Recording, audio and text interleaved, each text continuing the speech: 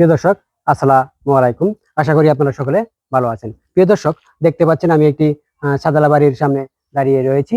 এই বাড়িটি ব্রাহ্মণবাড়িয়া জেলার নাসিরনগর উপজেলার আলিয়া মধ্যপাড়া গ্রামে অবস্থিত।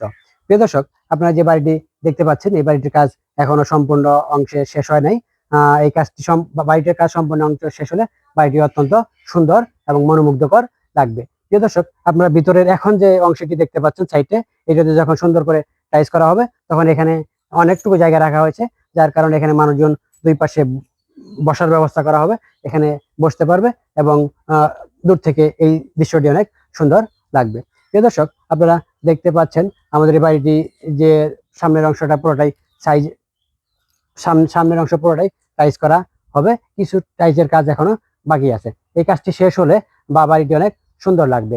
সেই সাথে আপনারা দেখতে পাচ্ছেন এই যে ভিতরের যে বড় সামনে যে বড় অংশটি যেটাকে ফাঁকা রাখা হয়েছে, এখনো এটাতে টাইলস করা হয়নি এবং আপনি যে লম্বা গোল পিলার গুলা দেখতেছেন, এগুলো তো যখন টাইলস করা হবে তখন এই বাড়ির লুকটা সামনে থেকে অনেক সুন্দর আসবে। প্রিয় দর্শক, এই বাড়িটি 3 তলা ফাউন্ডেশন দিয়ে 1 তলা কমপ্লিট করা হয়েছে। 1 তলা কমপ্লিট করতে আমাদের এই বাড়িটির বর্তমানে খরচ হয়েছে প্রায় 32 লক্ষ টাকা।